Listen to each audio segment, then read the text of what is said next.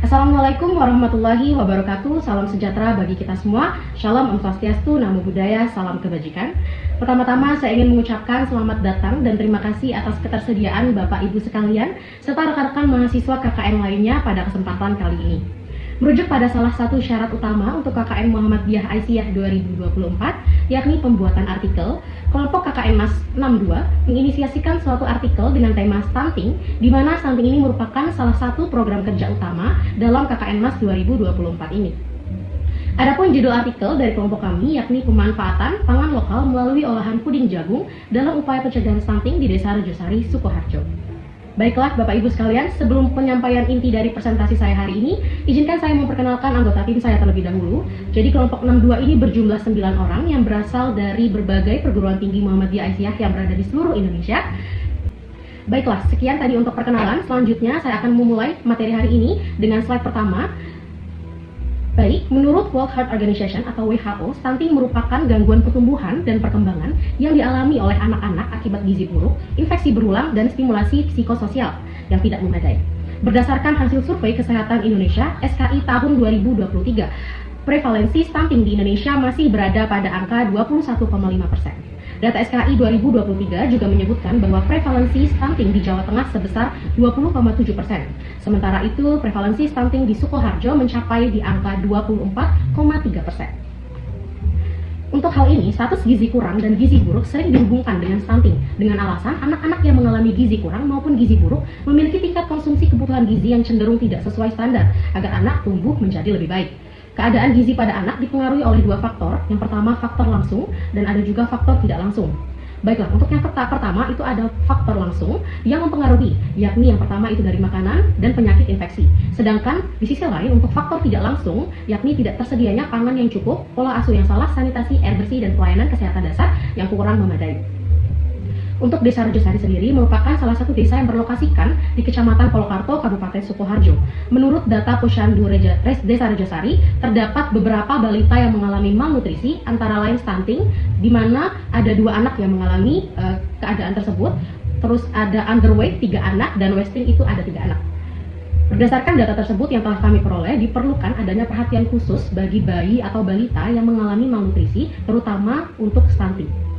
Perhatian tersebut diperlukan pula untuk bayi atau balita lain untuk mencegah adanya kasus lanjutan. Program yang sudah berjalan di Desa Rejosari sejauh ini dalam penanganan stunting adalah pemberian makanan tambahan atau PMT. Kader Posyandu memiliki peran penting dalam upaya pencegahan dan penanganan stunting ini di desa, salah satunya mengadakan PMT untuk balita. PMT yang dilakukan di Desa Rejosari adalah pemberian makanan utama untuk balita dengan menu sayur sop dan susu kedelai. Program ini juga sejauh ini sudah berjalan selama 47 hari untuk balita yang sudah mengalami malnutrisi. Selanjutnya, hasil penelitian dari Astetik tahun 2023 menyebutkan bahwa jagung dinilai efektif dalam peningkatan gizi balita karena kandungannya. Selain sebagai sumber energi, kandungan karbohidratnya, jagung juga memiliki kandungan lainnya seperti protein, vitamin, dan mineral yang dibutuhkan untuk perkembangan anak. Berdasarkan latar belakang tersebutlah, tim kami, kelompok KKN Mas 62, memberikan kontribusinya untuk mengelola jagung menjadi snack tambahan dalam pemberian makanan tambahan PMT berupa puding jagung, sekaligus hal ini kami jadikan sebagai pemanfaatan pangan lokal yang ada di Desa Rejosari. Kontribusi ini dilakukan karena masih jarangnya ditemukan penelitian hal yang serupa di Kabupaten Sukoharjo, khususnya di Desa Rejosari, tempat kami melaksanakan KKN. Untuk metode pelaksanaan program pemanfaatan pangan lokal, hal ini kami lalui melalui olahan puding jagung untuk mencegah stunting di Desa Rejosari, Kabupaten Sukoharjo, melibatkan beberapa tahap-tahap kunci. Diawali dengan persiapan yang meliputi koordinasi pastinya dengan pihak desa melalui bidan desa serta pengembangan resep puding jagung. Dan metode utama yang kami gunakan untuk hal ini adalah pembagian langsung puding jagung bersamaan dengan demonstrasi resep pembuatannya. PMT berupa puding jagung ini kami laksanakan secara rutin dengan pembagian setiap jadwal posyandu yang ada di dukuh yang ada di Desa Rejosari selama periode KKN. Adapun beberapa dukuh yang menjadi tempat posyandu kami dalam membagikan PMT puding jagung ini, yang pertama dari Dukuh Dari, Dukuh Tirtosari, Dukuh Kaliduren, Dukuh Murabyong, dan monitoring juga kami lakukan melalui pengumpulan data antropometri dan penerimaan program. Selanjutnya, metode yang kami lakukan adalah pastinya evaluasi kegiatan yang dilakukan melalui sesi tanya jawab yang sistematis, menggunakan daftar pertanyaan terstruktur dan mengukur pemahaman dan dampak program. Untuk keberlanjutannya, diadakan pelatihan kader posyandu dan advokasi kepada pemerintah desa. Selanjutnya, untuk seluruh kegiatan ini tidak lupa pula kami dokumentasikan dan direncanakan untuk dipublikasikan sebagai artikel ilmiah dengan tujuan mengintegrasikan pemanfaatan pangan lokal dalam upaya pencegahan stunting untuk memaksimalkan kontribusi mahasiswa KKN di Desa Rajasari ini. Selanjutnya masuk ke tahap hasil dan pembahasan. Program KKN kelompok 62 di Desa Rajasari, Kecamatan Polokarto, Kabupaten Sukoharjo ini mengimplementasikan sebuah pendekatan strategis dan inovasi untuk mengatasi stunting. Hal ini dengan pemanfaatan jagung yang sudah saya sebutkan di sebelumnya, sebuah pangan lokal yang melimpah di daerah tersebut. Penanganan stunting di desa ini dimulai setelah ditemukannya 2 kasus stunting yang digarisbawahi kebutuhan mendesak akan intervensi yang efektif dan keberlanjutan untuk meningkatkan status gizi anak-anak balita. Selanjutnya, sebelum ada program pemberian makanan tambahan ini yang sudah ada, jadi dari sisi Posyandu sendiri sudah memberikan sup sayur dan susu kedelai sebagai makanan utama untuk balita. Namun ada inovasi baru dari KKN 62 yang merasa perlu adanya variasi dalam penyediaan makanan tambahan yang lebih menarik serta bergizi untuk anak-anak. Oleh karena itu, kami berinisiatif untuk mengelola jagung sebagai bahan pokok utama menjadi puding jagung yang kaya akan nutrisi. Hal ini kami lakukan dengan harapan dapat memberikan kontribusi yang signifikan terhadap perbaikan status gizi balita, terutama di Desa Rajasari ini. Pilihan kami jatuh kepada jagung karena bahan pangan ini memiliki kandungan nutrisi yang sangat baik, termasuk karbohidrat, serat vitamin A, vitamin C, vitamin B, kompleks, folat, serta mineral penting seperti magnesium dan kalium. Serta ada juga antioksidan beta-karoten yang mendukung produksi vitamin A. Menurut tabel komposisi pangan Indonesia (TKPI), dalam 100 gram jagung kuning mengandung energi sekitar 154 kalori, karbohidrat 28,4 gram, protein 3,8 gram, lemak 3,5 gram, ada juga serat 0,7 gram, kalsium 7 magnesium, 56,4 kalium, dan zinc itu ada 0,5. Menurut pemanfaatan jagung dalam puding jagung, program ini itu sudah sejalan dengan prinsip kami, yakni food based approach yang dianjurkan oleh FAO tahun 2021, pastinya yang untuk meningkatkan ketahanan pangan dan gizi secara keberlanjutan.